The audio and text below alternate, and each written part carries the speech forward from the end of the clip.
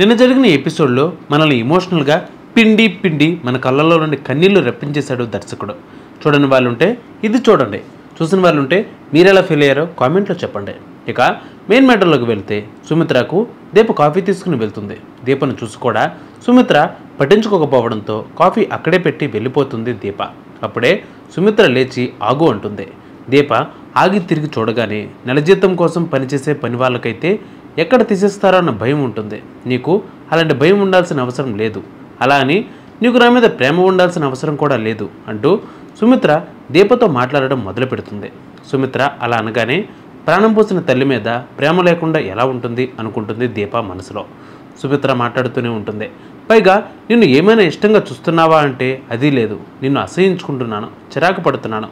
నీకు నచ్చని మనిషి ఎవరైనా ఉన్నారా అని నిన్ను ఎవరైనా అడిగితే నాకు గుర్తొచ్చే మొదటి మనిషి ఆఖరి మనిషి నువ్వే. అలాంటిది ఒక్కరోజు కాకపోతే ఒక్కరోజైనా నా మీద నీకు చిరాకు రావడం లేదా అంటుంది సుమిత్ర కోపంగా. లేదమ్మా అంటుంది దీప బాధగా. కొంచెం కూడా చిరాకు రావడం లేదా అంటుంది సుమిత్ర అనుమానంగా. లేదమ్మగారు అంటుంది దీప. మరోసారి రవ్వంత కూడా చిరాకు రావడం లేదా అంటుంది సుమిత్ర. మళ్ళీ లేదు అంటుంది దీప. అదే ఎందుకు అని గట్టిగా అడుగుతుంది. ఎందుకంటే నువ్వు నా కన్న తల్లివి అంటూ అరుస్తుంది దీప. అలా అరిచినట్లుగా దీప కలుగుంటుందనే మాట. దీప కలగనడంతో మౌనంగా ఉంటుంది. అడిగేది నిన్నే అంటుంది సుమిత్ర కోపంగా. దీప వెంటనే మనసులో ఎందుకంటే నువ్వు నా కన్న తల్లివి అని అరిచి చెప్పాలని ఉంది అనుకుంటుంది దీప మనసులో. ఎందుకంటే అంటుంది సుమిత్ర కోపంగా మరోసారి. నాకు మీ మీద ఏ కోపం చిరాకు లేవమ్మగారు అంటుంది. నాకు సాయం చేస్తావా అంటుంది సుమిత్ర. ఏంటమ్మగారు అంటుంది దీప. ఈ చీరని మా కాంచన వదనకు తీసుకున్నాను, దీన్ని నువ్వు తీసుకెళ్ళి ఇవ్వగలవా అంటుంది సుమిత్ర. క్షమించండి అమ్మగారు, నేను ఇవ్వడానికి మీరివ్వడానికి చాలా తేడా ఉంది, అందుకే క్షమించండి ఇవ్వలేను అంటుంది దీప. ఇప్పుడు మా వదినకు నాకంటే నువ్వే ఎక్కువ కదా, అందుకే ఇవ్వమంటున్నాను అంటుంది సుమిత్ర. ఇప్పుడు నేనేం చెప్పినా మీరు నమ్మరు అంటుంది దీప. ఏంటి నువ్వు చెప్పేది నేను నమ్మేది? నువ్వు నా కూతురికి రివాల్వర్ గురిపెట్టినప్పుడు నా పరిస్థితి ఎలా ఉందో తెలుసా? ఆ రోజు మొదలైన భయం ఈ రోజుకి వెంటాడుతూనే ఉంది. ఆ రోజు నుంచి నేను భయపడుతూనే ఉన్నాను. ఎక్కడ నీ కారణంగా నా కూతురు నిశ్చితార్థం ఆగిపోతుందో అని నేను నిజంగానే భయపడుతున్నాను అంటుంది సుమిత్ర ఆవేదనగా చీర మంచం మీద పడేస్తూ మన దీపక్క బాధపడుతూనే ఉంటుంది. దీప వింటూ ఉంటుంది. నాకు నా బిడ్డంటే ప్రాణం దీప, అందులో అంత గొప్పేముంది? అందరు తల్లులు కన్నట్లే నువ్వు కన్నావని నువ్వు నన్ను అడగచ్చు. లేదు దీప, అందరి తల్లులు లాంటిది కాదు నా కాన్పు అంటూ దీప పుట్టుక గురించి దీపకే చెప్పే అద్భుతమైన సీన్ ఇది. కానీ అంతగా పండలేదు అనిపించింది. సుమిత్ర చెబుతూ ఉంటుంది ఇలా. నాకు పిల్లలంటే చాలా ఇష్టం దీప. ఒకసారి కడుపులో నొప్పి వచ్చి డాక్టర్ దగ్గరకు వెళ్తే స్కాన్ చేశారు. గర్భసంచిలో ఏదో సమస్య ఉందని చెప్పారు. పిల్లలు పుట్టకపోవచ్చు అన్నారు. నేను ఇక జీవితంలో అమ్మ అని పిలిపించుకోలేనేమో అని భయపట్టుకుంది అంటూ సుమిత్ర ఏడుస్తూ చెబుతూ ఉంటుంది. కానీ ఆ దేవుడి దయ వల్ల నేను గర్భవతిని అయ్యాను. డాక్టర్ దగ్గరికి వెళ్తే గర్భసంచి చాలా వీక్గా ఉంది కదా, తీసేస్తేనే మీరు సేఫ్గా ఉంటారు అన్నారు. కాసేపు ఏ బాధ లేదు, పక్కకు వెళ్ళిపోయాను.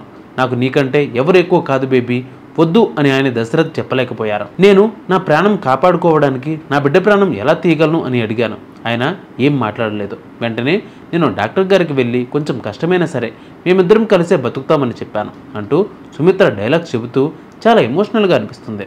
ఆ రోజు నుంచి ఒక్కో రోజు ఒక్కో నెల లెక్క పెట్టుకుంటూ 9 నెలలు వచ్చే వరకు కడుపులో కదలిక ఆగిపోయిన ప్రతిసారి గుండె ఆగిపోయినట్లుగా ఉండేది దీప. బిడ్డ కదిలిన తర్వాతే నాకు ఊపిరి ఆడేది, కానీ భయం మాత్రం పోలేదు. ఆ 9 నెలలు వచ్చే వరకు దేవుడి ముందు దీపం వెలిగించి నా బిడ్డ క్షేమంగా ఉండాలని దండం పెట్టుకునేదాన్ని అంటూ సుమిత్ర ఏడుస్తూ చెబుతూ ఉంటే దీపకు తనను పెంచిన తండ్రి కుబేర్ తనకు దీప అనే పేరు పెట్టిన సీన్ గుర్తొస్తుంది. అనసూయ ముందే దీప అని పేరు పెడతాడు కుబేర్. పెంచిన తండ్రి కుబేర్ గుర్తు రాగానే సుమిత్రను చూస్తూ అమ్మ నీ కోరికను ఆ దేవుడు తీర్చాడమ్మా అనుకుంటుంది దీప మనసులో. సుమిత్ర చెబుతూనే ఉంటుంది. 9వ నెల గడిచింది. డాక్టర్ గారు డేట్ ఇచ్చారు. కానీ అనుకున్న డేట్ కంటే ముందే నొప్పులు వచ్చాయి. ఒక పక్క నొప్పులతో బాధపడుతున్నా నేను నా బిడ్డ కలుసుకోబోతున్నాం అని చాలా ఆనందపడ్డాను. ఎందుకంటే మేము 9 నెలలుగా ఒకరిని ఒకరు చూసుకోకుండానే ఒకరి మీద మరొకరం ప్రేమను పెంచుకున్నాం. కబుర్లు చెప్పుకున్నాం, కథలు చెప్పుకున్నాం కూడా, పాటలు పాడుకున్నాం. మరి అలాంటి బిడ్డ నన్ను కలుసుకోవడానికి నా కళ్ళ ముందు వస్తున్నప్పుడు నాకు ఎలా ఉంటుంది అంటుంది సుమిత్ర. దీప వింటూనే ఉంటుంది. ఇక చివరిగా చేతులు జోడించి సుమిత్ర దీపతో ప్లీజ్ దీప, నా కూతుర్ని వదిలే, దానికి సంతోషాన్ని దూరం చేయకు అని అనగానే దీప బాధను తట్టుకోలేక అక్కడి నుంచి వెళ్ళిపోతుంది. దానితో సుమిత్ర కన్నీళ్లు తుడుచుకుంటూ ఆవేశంగా సరే అమ్మ, నీ కూతురు జోలికి నేను రాను అని కూడా అనలేకపోయావు కదా దీప, పర్వాలేదు, నా కూతుర్ని నీ నుంచి ఎలా కాపాడుకోవాలో నాకు తెలుసు. కార్తీక్ నీ మెడల్లో తాళి కట్టకుండా ఉంటే ఈరోజు నా కూతురి జీవితం నేను కోరుకున్న దానికంటే గొప్పగా ఉండేది కదా అని సుమిత్ర ఇంకా కుమిలిపోతుంది. ఈ సీన్ గురించి నేను విశ్లేషించింది ఏంటి అంటే ఇక్కడ కొన్ని జాగ్రత్తలు మిస్ అయ్యాయి. దీప సుమిత్రతో కలిసి కాంబినేషన్ సీన్ ఉంది అంటే కొన్ని జాగ్రత్తలు ఖచ్చితంగా తీసుకోవాలి. డైరెక్టర్తో పాటు కెమెరా యాంగిల్తో పాటు దీప మేకప్ వరకు చాలా జాగ్రత్తలు తీసుకోవాలి. ఈ సీన్ చూస్తే అలాంటి జాగ్రత్తలు ఏమీ తీసుకున్నట్లేదు. నిజానికి దీప సుమిత్ర పక్కన నిలబడితే తల్లి కూతుర్లేనా అనే అనుమానం కూడా అభిమానులకు కలుగుతూ ఉంటుంది. అలాంటప్పుడు ఎమోషనల్ సీన్ పండించడం చాలా కష్టం. సుమిత్ర యాక్టింగ్ చాలా బాగుంది, అలాగే దీప యాక్టింగ్ కూడా బాగుంటుంది. కానీ ఇద్దరు ఒకే సీన్ మీద తల్లి కూతుర్లు కాస్త ఎబ్బెట్టుగానే అనిపిస్తూ ఉంటుంది. సరిగ్గా ఎమోషనల్కి కనెక్ట్ అయ్యే టైంలో సుమిత్రకు దీప కూతురేంట్రా సామి అనిపించక మానదు. పైగా దీప ఇంకాస్త సన్నబడాల్సిన అవసరం ఎంతైనా ఉంది. మనం ఇంతే ఇలానే ఉందా ఇలాంటి డైలాగ్స్ దీప ముందు కార్తిక్తో చెప్పించి కథను ఎక్కువ కాలం లాగలేరు. దీప వాళ్ళందరికంటే చిన్నదన్నట్లుగా కనిపించాల్సిందే, లేదంటే స్టోరీలో ఎమోషన్ ఇలా మిస్ అవుతూనే ఉంటుంది. ఈ ఎపిసోడ్ మీకు నచ్చినట్లయితే షేర్ చేయండి, లైక్ చేయండి, కామెంట్ చేయండి.